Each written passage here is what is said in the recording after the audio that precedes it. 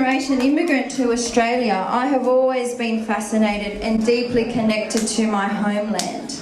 People have often asked me, you who have come here as a young child of 4 years, how is it that you are so into your country and culture?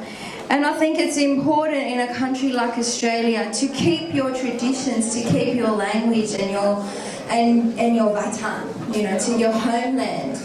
We shouldn't forget where we came from because we've come here, because this is a land that embraces all people and all cultures. So that's why I've started the Iranian Women Visual Artists Collective and why I've decided to curate this exhibition in conjunction with the Nowruz. And also, this is part of a bigger thing called Art Month Sydney Contemporary Art Festival. Because I want all of Australia to know about Iranian art, culture, music, poetry, everything that we do, craft.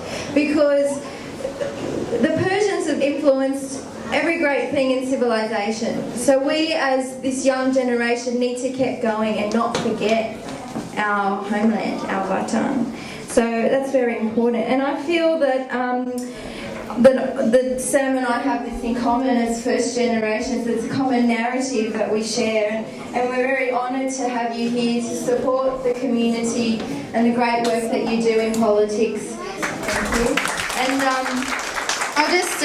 I know everyone probably knows Sam. It's like all your friends and family here, but just for those who don't, just quickly, Sam was born in a small town in northern Iran and migrated to Australia as a young child in 1988 due to the war with Iraq, as many of us have. He has worked with Hawker Britain and has served as General Secretary of New South Wales Labor. He's a strong advocate for Labor values and joined the party when he was only 16 years old. Prior to joining the New South Wales Labor Party office, Sam was a business communications consultant and has extensive experience in campaign and campaign manager for candidates at local, state and federal elections. In 2013, he was elected as Senator for the Labor Party and is in fact the first Iranian Senator to sit in the Australian Parliament, and I believe anywhere else in the world. There's no other Australian-born politicians at that level, and we are deeply proud of your achievements.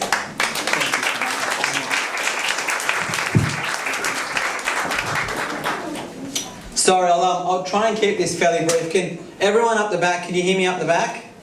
Yeah. Great. I kind of speak around the country, and I was once at a very kind of Australian country pub, and I asked, can you hear me up the back? And the guy at the back said, I can, but I'll swap with anyone who can't. Nazanin, you really need to be congratulated on the enormity of putting this together. You know, these kinds of events don't come together just because one person has a good idea. They come together because of an incredible amount of hard work, dedication and focus. And the enormity of being able to bring something like this together, especially in this kind of a festival, really deserves a round of applause.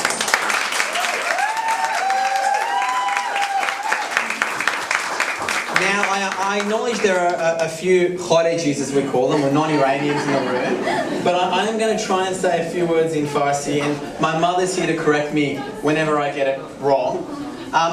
Eid shuma mubarak. واقعا فوق‌العاده هست که هممون میتونیم با هم دیگه تو این کشور بیایم سرمونی مثل عید که واقعا با هم دیگه بتونیم باشیم. Eid is such an incredibly important festival for our culture and our identity, because, you know, it's not, once upon a time it may have had the religious connotations with the kind of Zoroastrians and the Zoroastrian faith, and while that kind of remains, it's more than that. For our culture, for our identity, it's the great equaliser. It's that one time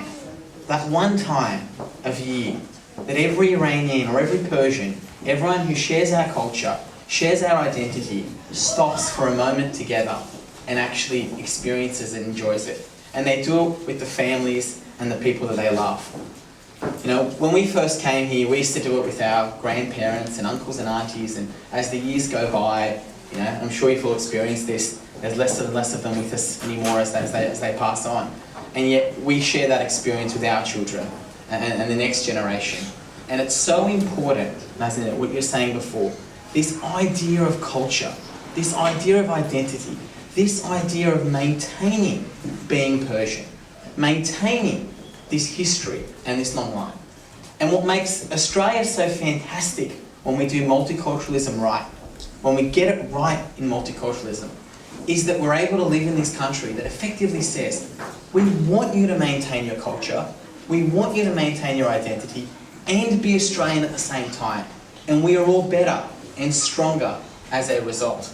That's the great Australian multicultural experience. It's not, the Americans have this idea of multiculturalism, that is, they call it the melting pot. And their idea is this: when you come to America, give up every other identity you have, and you become American. And when you're American, you're American. And if you said, I'm an Iranian American, it's actually bordering on insulting. Right? They see that as a kind of insult. We don't have that here. We have this sense that says, we want culture, we want identity. We live in a city of Sydney where 1 in 4 people in this city were not actually born in Australia. It's incredible, it's enormous. And with that though, for all of us, comes that responsibility of maintaining our identity. When I was a child, I used to get dragged across to Farsi, the kind of Persian language schools on the weekend. And as so many people here have done it, I hated it. I was terrible. Mate, the white kids got to play soccer. We had to spend our weekends going to classes. I wasn't very good at it either. I think about 4 times. 4 times. My blubber was terrible. But why do we do it? Because it's about who we are. If you lose your language, you lose your culture, you lose your identity, you lose your art, then what do you become? And Nazanin, what you have put together and is so amazing is being able to modernise it, being able to make it accessible to non-Iranians as well, but also to be able to showcase what we're so proud of and what we've really tried to achieve in this country. So look, thank you so much for having me. It's a great honour and it's a great privilege to be here with you.